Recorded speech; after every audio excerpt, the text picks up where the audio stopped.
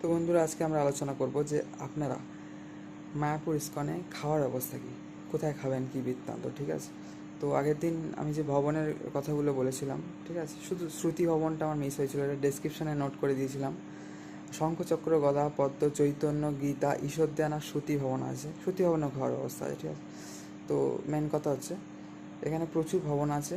Basically আপনারা 1 number gate থেকে যখন ঢুকবেন তখনও কিছু ওখানে কুপন স্টল থাকে, যে ভবনের কুপন কেটে আপনারা যেতে পারেন। সেটা হচ্ছে গীতা, গদা, গীতা আর নামহট্ট। হ্যাঁ, নামহট্ট ভবন আছে। ঠিক আছে, এই যে সব কটা ভবনের নাম বললাম।